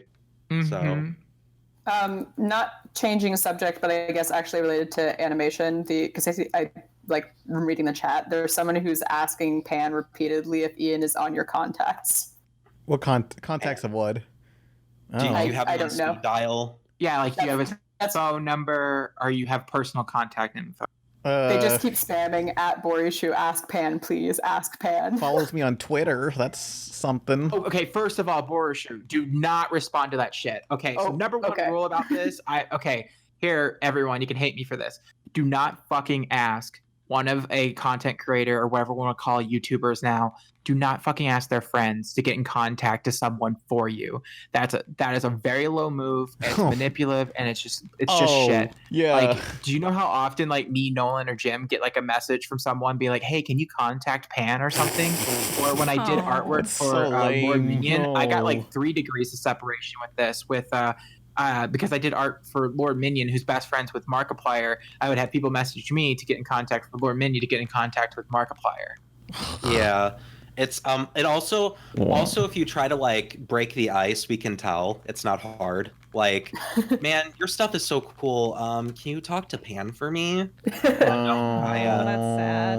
I will say this is just in the chat. No one's messaging my personal account. I think they're tagging me because I'm the person who's like actively like in the chat right now. Right. But like the thing is they're tagging you, even though Pan's most likely looking at the comments section, just like the rest of us. Mm-hmm. And so like they know that Pan's not responding, so they're going to tag one of us. I see. To get a hold of him. And so I'm gonna get behavior refuse to acknowledge. I'm gonna give them the benefit of the doubt, and I'm willing to bet they were trying to joke or something. But just in general, rule of thumb, because people who want to get into animation don't like use contacts like that.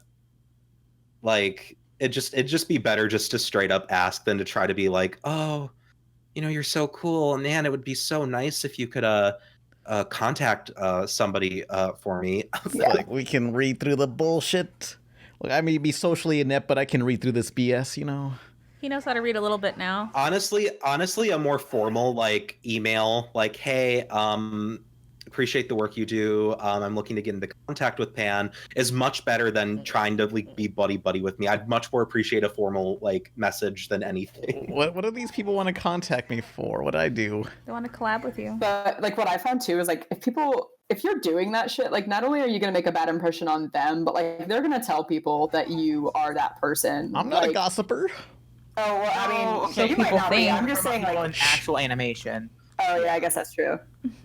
Yeah, you never know. Like, could be people like having their eyes wide shut type of animation parties, and they're just like, check out this dumbass online, lol lol lol. That's how. Not quite like that. I'm talking like directly, like like if you're coming, like okay, let's say like we're all at this party, and I'm going up to Izzy, and like I'm just making it very clear that I am a fan, but like I'm trying to get something out of that. Like, I feel like.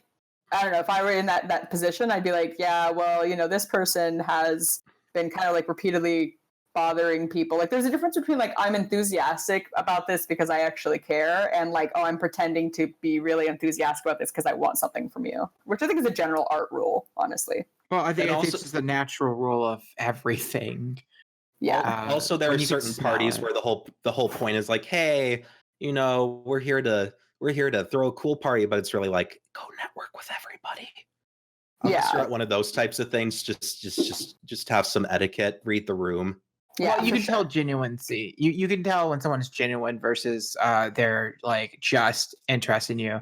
I know that like I've ran into people on dating apps that like know me from the podcast, or I've run into like people, and I usually just by like default, I tend to not pursue friendships or relationships with those people, partially because like it's a one-sided relationship already where they already know who you are and they know more about you, or they know they have a perception of you that's not real. If you watch the Perfect Blue video by Eye Patch Right, Wolf, Patch does a really Wolf. great video about avatars. And so like it's always really interesting to see your guys' opinions of situations or of us in general. Because there's like, for example, the Mr. Inner situation. We won't talk too much about it. I know it's over. But he made that one video, and so like a lot of people, I even addressed the head. I was like, hey, I don't. Some of us were disgusting, not just the pizza party, but like just in general, the cartoon community people, like Vox and RoboBuddies and such. And we're discussing like what the best way to like diffuse the situation or talk about it. And like people are going to try to dramatize it or vilify people, and you guys only get like a 2 hours of us every 2 weeks, out of order half the time too, or like out of time, out of sync. And so you have this like very niche perspective of us. And so during that situation, I left a very formal message apologizing and realizing that we have to be careful what we say on the podcast, because that part's true. I don't know if what I would consider us talking about someone on YouTube or anything is like necessarily like harassment. I think we were kind of dicks about it and we've grown. We don't do it now. But like people were in there were responding like, you just did this. You just responded to make yourself look good.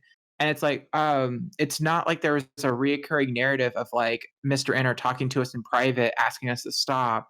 And then this was like his last resort, like a lot of people are trying to make it out to be. It was literally the first time we've directly heard from him that our words hurt him. Yeah. You know?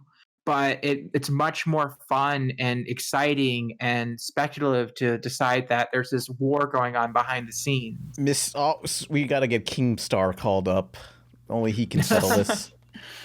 Yeah, that I like what Izzy's saying. It's a lot of people love to pass judgment on not just us specifically, but just people in general that they watch, because it's easier. It'll it's add to more the drama. interesting. It adds to the drama. It adds to a pseudo narrative. What if we turn... And I don't blame people. Like, I don't blame that interest or idea, but I will say, consider that you don't know these people and you don't know the full story or understand what people go on through a daily basis or what our relationships are like. Because I remember I also have been getting like emails regarding, or not emails, comments or whatever regarding Pan, like, oh, you treat him like shit, oh, you're taking the show away from him, you're stealing it from him. And I'm like, that it's a joke. And like people are like, and I responded because like my mental health has declined a lot recently. And I said, and I know we shouldn't have responded. I shouldn't even be saying this now, but I'm just going to say it anyway, because here we are. But I'm like,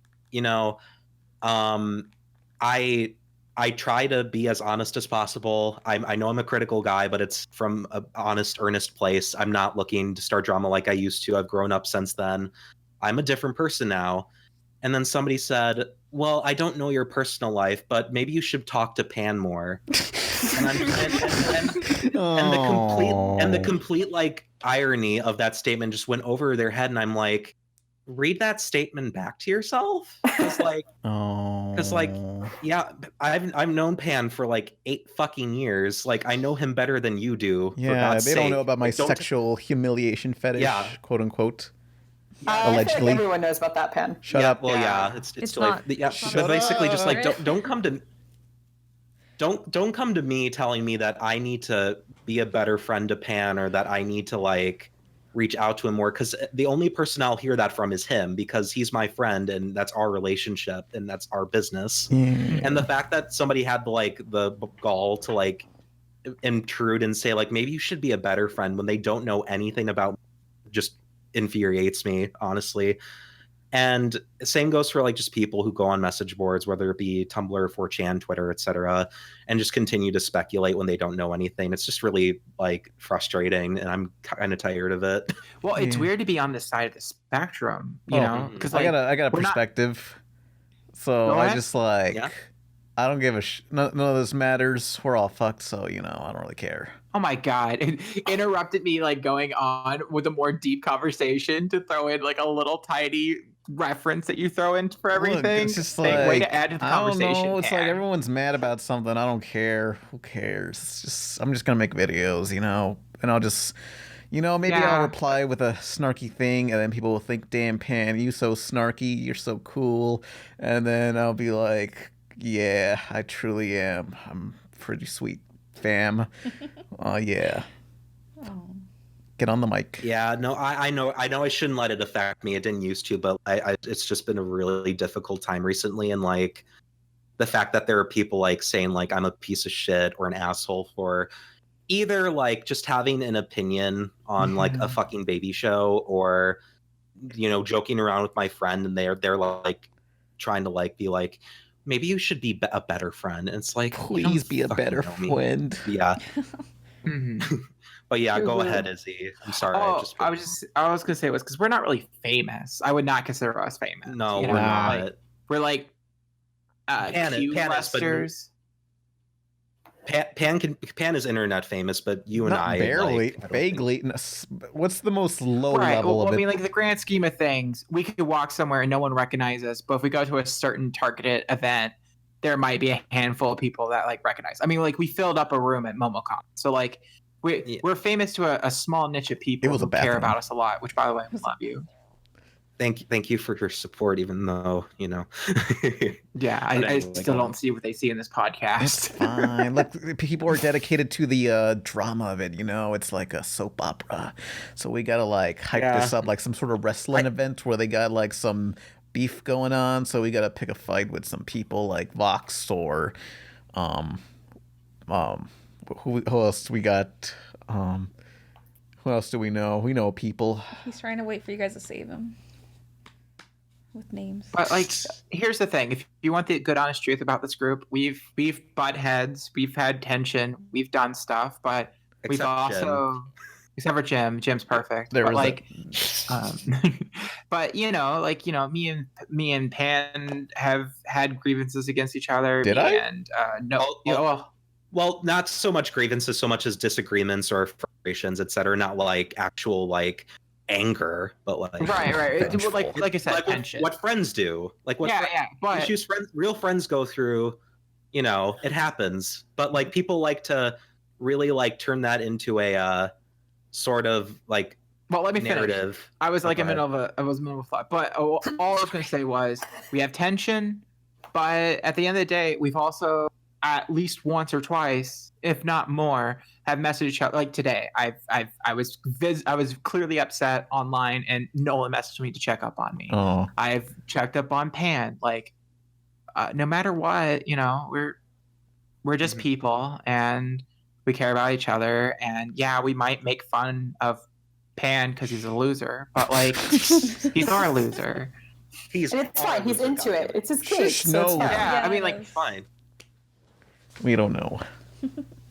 Okay. Do we want to bounce back to animation? I'm not cutting anyone off. Just No, we should probably actually do the thing that we talk about. But you know, the true order of this episode for Pan is that we're talking about emotions.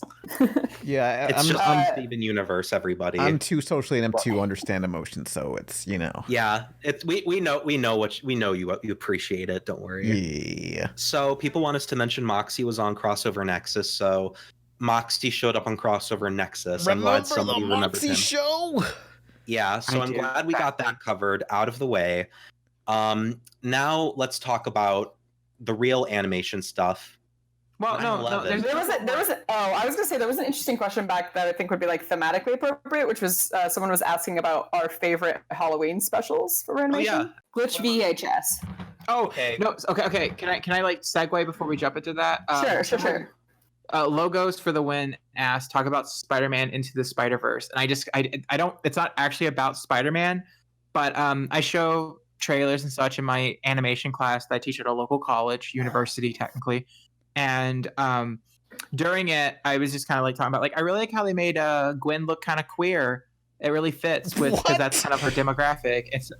So one of my students was just like, I think the buzz cut means she's a hipster, not queer. And I go, you will not take this from us. Every girl in this room, reveal your buzz cut. And myself and every single fucking one of them all had buzz cuts. It's also like, it's not even just a buzz cut. It's the asymmetrical buzz cut. Well, I have. She's got the side fringe. My undercut is like, my undercut's like underneath, like it's behind. Yeah, but I feel like the asymmetrical haircut adds an extra layer to how Gwen is clearly like. Yeah. Bisexual. She likes girls. She likes girls. Hell yeah. Did anyone see Venom? But that's all I wanted was because that was just an amazing moment in my teaching career. That's perfect. Izzy experiences solidarity in the classroom. Did anyone see Venom? Because we're talking about Spider-Man.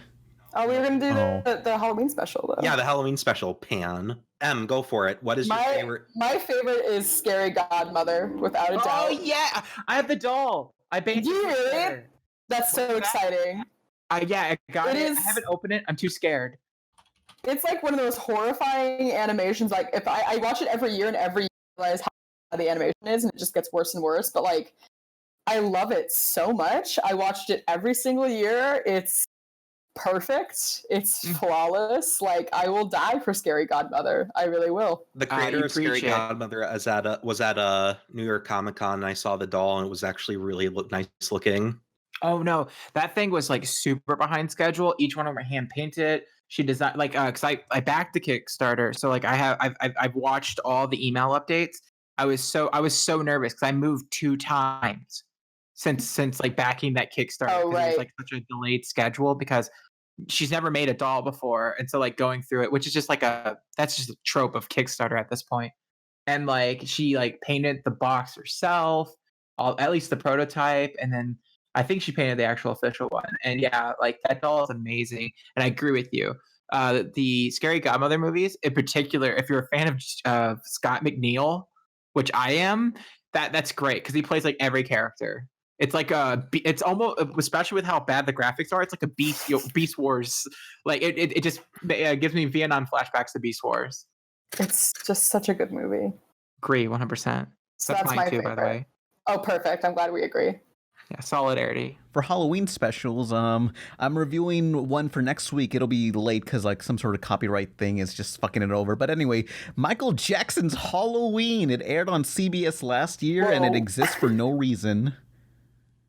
Anyone see this? Is it animated or is it live action? It's CG animated. It's about these 2 kids going into Michael Jackson's mansion, who Michael Jackson is barely in it, and it's just about these 2 kids going to his mansion, listening to his music, and getting, I don't know, about to be killed by all these random things. And at the end, they summon Michael Jackson to save the day from the zombies. And it's the worst fucking thing ever. You'll see a video of it next week, eventually. I can't wait. I hope I get famous enough that when I die, the things that are made about me after I die would make me rise from the grave like that, because that's I want that's that. something. That's a goal. Also, it's by the same animation studio behind Norm of the North. I believe it. Yeah. Yeah. Anything else about Halloween? One of my favorite Halloween specials. I made a Halloween special once for the World Guardians comic. Shout out to RoboBuddies. Go watch World Guardians #1 on her channel. But I made one, and it gets really meta into the meta of the age when trick-or-treating is still appropriate. I remember I had like a big diatribe where, man, back on my home planet, and I just put in a straight up real ass story that happened to my sister, where she went trick or treating when she was 15, and like this old couple was like, oh, you fucking hooligans, piece of shit. I was like, I don't know if I could deal with that. And then Tails the Fox from Sonic the Hedgehog says, don't worry about it. I'm like, you right. And then everybody turned into zombies. That's what happened. That was a real thing I came up with. So I'm assuming that's your favorite special. Yes, that is my favorite special. It was one I made. Nolan, I love you. Oh my god, I wish I loved me too. Thank you, Izzy. I'll love you for you. Oh my god, thank you. It's true solidarity. Yeah, so believe in sweet. the me that believes in you. Okay, you ruined it. All right. Do you not like Gurren Lagann? I mean, it's good for the first half. Rude. Actually, I mean, if you watch like certain internet videos that are like 2 hours long, Gurren Lagann is actually way deeper, and the second half is a lot better than you actually think it is. Oh, I So- thought you were going to suggest a video where Gurren Lagann is garbage, and here's why. No, Lily Pete hasn't made that. Oh, okay. But yeah. Or it could be No. H-Bomber. Whoever. H-Bomber guy's referenced anime before he could do that. Yeah. H-Bomber guy, get on that. Someone mentioned H-Bomber went to Japan recently, and my favorite thing is he tweeted an image of him it's like a mall or something where it has like a bunch of Japanese restaurants, but then also Taco Bell. And of course, he goes and gets Taco Bell, and he's like, "I'm having an authentic Japanese experience." Oh my god. Naderall3776 says, any chance you guys could look into Gregory Horror Show? It's a good show to look into during the spooky holidays. Have any of you seen that? I have not. I've seen a video about it. You I have can no all go idea what watch it- it. I have no There's idea. too many shows in the world to watch, you know. Yeah, we're all fucked. Yeah, that's a pan pizza classic. Anybody on the else mic. see any questions? Could you put that on a shirt, Pan? Question, when do you guys plan to do another movie commentary? Yeah. Soon, We please. keep saying that and we never do. What's the one we're gonna do? Is you picked, didn't it? Because I was gonna pick atop the. I think I was going to do Death Note. Yeah, we were gonna do Death Note. That's right. We were gonna do the Death Note adaptation. Okay. I mean, I'll need to read the manga. How long is it? No. Watch it as what it is. Just Okay. enjoy it. Okay. Well, because again, I didn't really ever get to talk about the Death Note movie. Whoever had on it, was it Adam or I Hate Everything? YMS. Adam. Yeah, he hated yeah. it. He he- despised that movie. My favorite thing about that is that he ranted forever, and I kind of had a little bit of a meltdown because I was so excited about talking about this shitty movie, but he Mhm. kind of hogged the whole thing, and then he went and spent another 2 hours complaining about it in his own video. It wasn't his own video. It was somebody.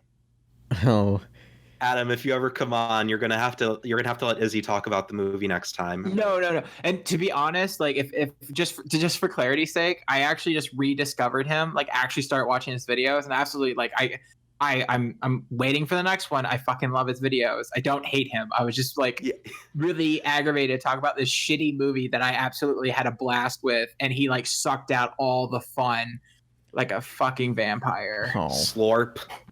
Oh Yeah. my God, Izzy, that was a very topical reference because it's Halloween. Oh, Crazy. you're right. Vampire. Oh my God.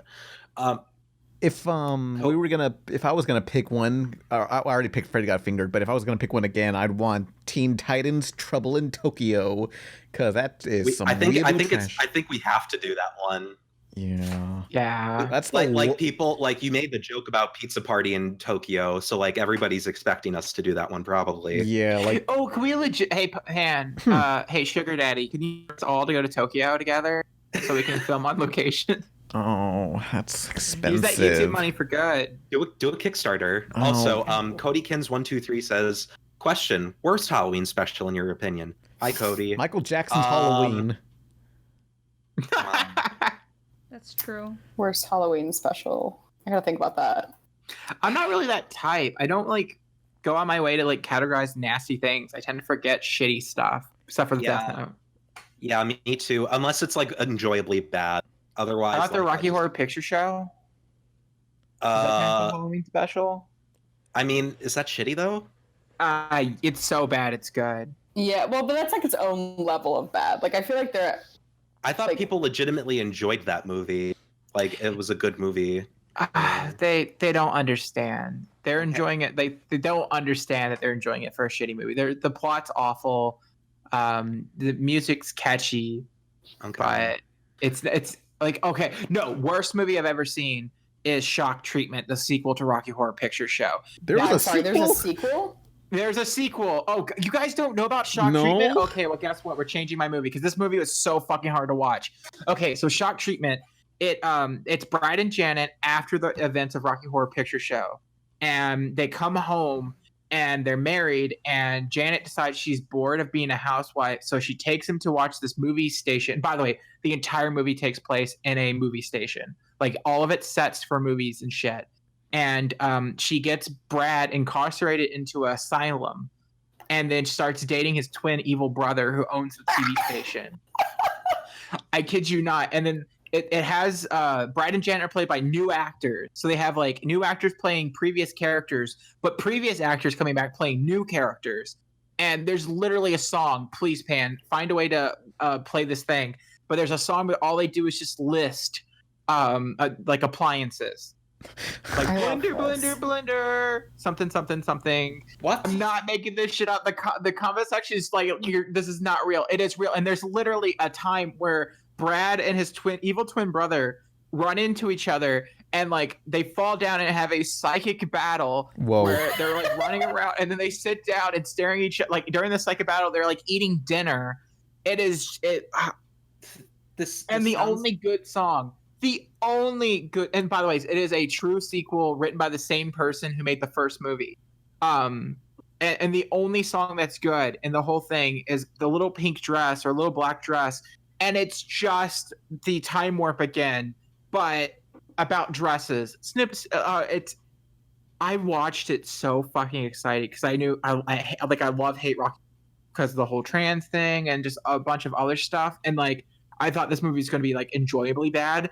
But I couldn't watch it in one setting. I legitimately had to stop it, go walk away, and then come back to it. That sounds like Love Never Dies, honestly. Like, anybody know what that is, or did I just? I don't. Okay, so Phantom of the Opera also had a sequel. Oh, great. Called Love Never Dies. I don't know anything about Phantom of the Opera outside of Lindsay Ellis's videos, but she does a very good job explaining everything. So like, I feel like I can at least talk about some of the plot points in the story. Regardless, Love Never Dies is about the Phantom starting like a Carnie circus. Oh my God. He has a kid, and Christine and Raoul come back. It's a big hot fucking mess. It's just like imagine like a really shitty straight to movie sequel, except it was on Broadway. He's in a carnival. He makes a carnival. He runs a carnival with a freak show. So. Oh my gosh. Yeah, it sounds as bad. It sounds as bad as it is. See, but you're saying bad, but what I'm hearing is Carnie content, and it's that easy, like to get me in on it. Then just go watch Love Never Dies. Then it's fine. I will. I think the song that I was talking about earlier. Sorry, I just found it. No, it's called "Bitchin' in the Kitchen," which sounds like a great song by default by name alone. Interestingly enough, it's a commentary on the fact that reality TV is bullshit before the reality TV wave hit, and it's also super anti-consumerism. So like, it's more of a political message than an actual film. Wow, the worst type of movie. I think the worst Halloween special I've decided is the Alpha and Omega Halloween special. Oh no! Wow. Anything Alpha and Omega is pretty terrible. There's like 40 of those Which is called movies. The Legend of the Sawtooth Cave. Why are there so many Alpha and Omega movies? Because the furries are really into it. Yeah. Probably. I'm shocked. But I think that would be the worst movie for the Halloween special. And then if we're just talking about general like worst movies that we also love, Birdemic 100%. Yeah, that's a pretty. Oh, actually, you just gave me my answer. Birdemic 2. Oh yeah. Which is, it's not funny. The first one is hilarious. Right. The second one, not even like the so bad it's good parts, which were like made to be an intentionally good movie, are bad. Right. They're just insufferable. Yeah, and because and then there are parts where the producer's like, throw in like these funny little that aren't funny either. So it's like the most miserable experience I've ever had watching a sequel, and I spent like $20-$30 on the DVD, and I was like, wow, thanks, I hate it. Here's a movie, Dead Before Dawn. Have you guys seen that? No. Nope. Okay, so it's a horror comedy that like has like Christopher Lloyd in it randomly.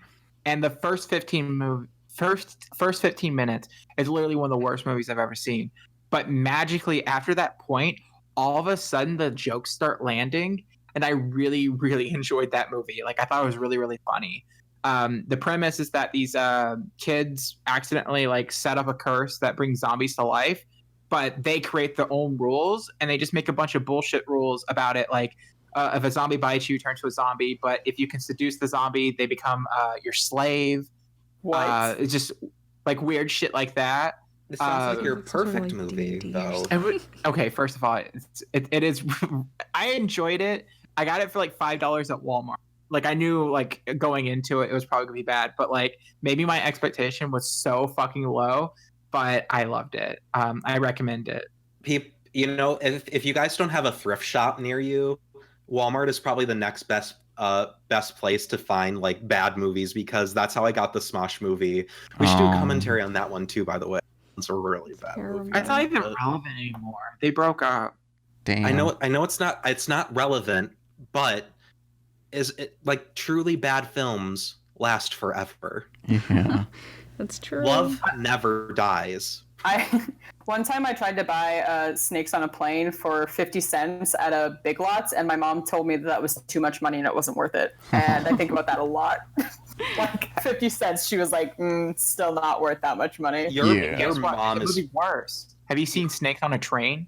I haven't, but the thing is that Snakes on a Plane's main theme song of the credits is sung by my favorite pop punk bands. So I'll you ride or love die with them. you love Cobra Starship? Well, I love Cobra Starship, but my actual favorite is and so William Beckett is in that, and he has the best snakeskin boots I've ever seen.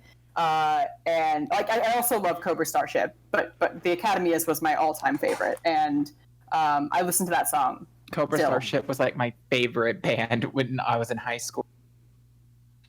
I still have a bunch of the Academy's shirts. I cried when I saw them in concert at their reunion tour, and I think about it all the time. It's a good band. True Midwestern. Oh, you were also Midwest? I grew up in Louisville, Kentucky. Where did you say? Louisville, Kentucky? Yeah. I was Southern Indiana. Terre Haute, Nice. Indiana. I'm in Indiana now. Where are you at? Well, now I'm in California. Oh, fuck yeah. But I know. Sorry, but I grew up in Terre Haute, Indiana. Oh shit, Terre Haute. Okay. Yeah. I've driven by that multiple times. Never visited. Yeah. Oh. But Hey, good question. Fanatic Fox's question: what's the weirdest thing you've seen at a thrift store? Ooh. Oh, I got an answer for this. It was a extra large, like wool sweater that had Fat Albert appliques all across the chest in a diagonal line to the bottom. Oh man. Well, shit, I can't beat that. Well, okay. We found a prosthetic leg at the thrift store. Did you buy it? No, I don't want some weirdo's Why not? leg stub juices all over that thing. No, thank you. Get That's out. not how leg stumps work, you fucking idiot. I don't know. Oh, his You leg can also sweat. wash it off. His stub Legs- sweats. yeah, no number thanks. Number one, you can wash it. Number two, leg stumps don't like have pus or leak or anything unless they get cut. They're like soldered. One of our friends works at a thrift store, and apparently somebody dropped like a grenade into one of the donation boxes. It didn't explode, but it was just like, what the fuck? I looked it up on the news. It turns out a lot of people do this. They just go to donation boxes and just put grenades in there. Like deactivated grenades or like active ones? Active. Well, no, they don't. Not the one. I'm sorry, what? Like with the pin still inside. I mean, you know. Oh well, fuck. Okay. Well, they're lucky. Isn't that like considered an act of terrorism or something? Yeah. Here, just have a grenade. You'll find use for it. It's fine. Yeah. I guess so. Seeing a lot of the questions, someone was trying to get us to answer our favorite Halloween tradition.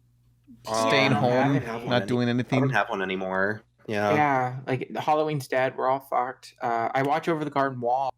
That's a November thing. That's not an October show, you know. I mean, like it's a whole. I watch it for fall. Like I watched it like 2 weeks ago. Fall on your it was ass. really cool. My friend of mine belly dances, teaches folklore and sex education. Hell yeah! Awesome. And so I was really stoked about watching this like modern fairy tale with her because like she was able to like and don't ask me, I don't remember what she said because I was drunk and there was a couple of nights just like it was like a couple of weeks ago, but she was just like pointing out all the lore that they incorporated from others like cultures and such. It was really, really neat. That's cool. I wanted to have like a viewing experience with somebody who actually knows what they're talking. Like when me, Jim, and every top the fourth wall, and I told him the budget, and he got very angry. Wait, is the budget like absurdly high or low? It was like 60,000. Yeah, That's so low. Are you kidding The me? budget for what? No, that's really high for what you got from the movie. yeah. You watch the movie, and then you will Wait, what'd you understand. say? I said okay. So, the budget was $63,000, and the goal was $50,000. Wait, for what? I thought you said started For a shitty movie. Yeah. Oh, okay. I'm sorry. I thought you said that was the budget for Over the Garden Wall, and I was like, "There's no fucking way." No, we moved on. We're talking about other Okay. things. Sorry, my bad. No, Nolan likes to talk about this really shitty movie called Atop the Fourth Wall because it has an internet creator in it, and it's literally the worst movie I've ever seen. Like, it's really, really bad, and he made us watch it twice. Leave me alone. Like, we had a pizza party at MomoCon, but it was just a trick to get everyone to watch the movie. I'm really upset I couldn't get everybody from Brain Scratch and POS and Roundtable. Well, we got Roundtable, never mind. We got Roundtable to watch it, but nobody else did because they were all cowards and left early. Oh, my favorite thing about Roundtable right now is the fact that we almost had them. We were going to record last week because half of us were at New York, and the one time we were going to let them on the podcast, they're cursed never to be on this podcast. Just throwing this out there. Yeah, because you guys wouldn't fucking respond, and then by the time Kevin was like, I do not feel well at all to record, and we were like, God damn it. Well, even if we responded clearly, he would have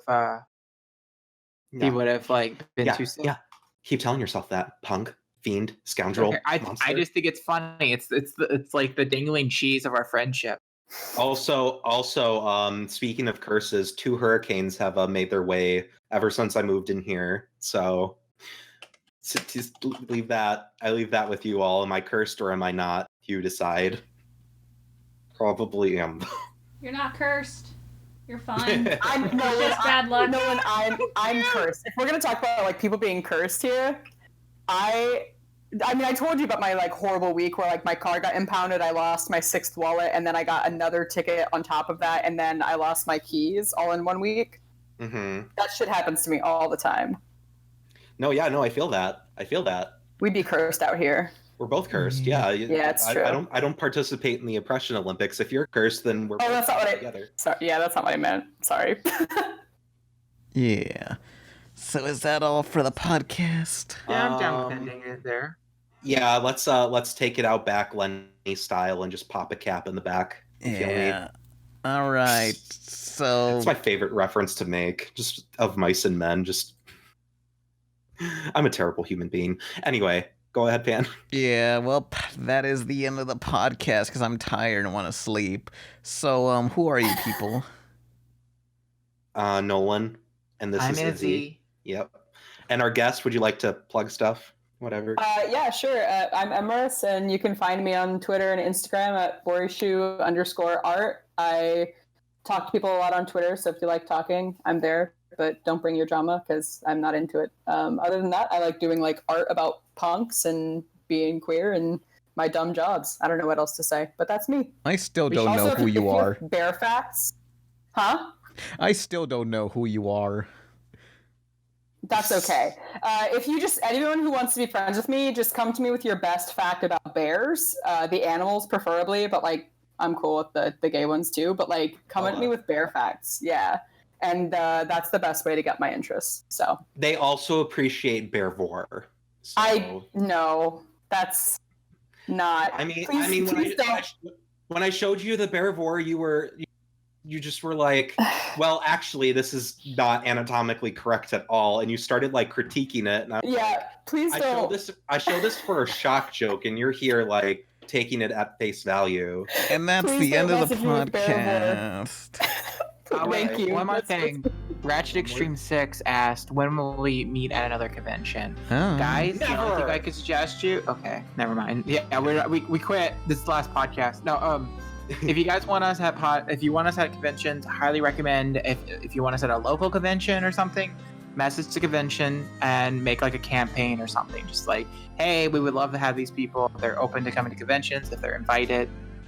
So, yeah. So basically, just bug convention. Just bug convention. No, don't say it like that. All right. Bye, gamers. Bye. Man needs to sleep. It's his beddy bye time. Good night. Hello, Bye. Blender.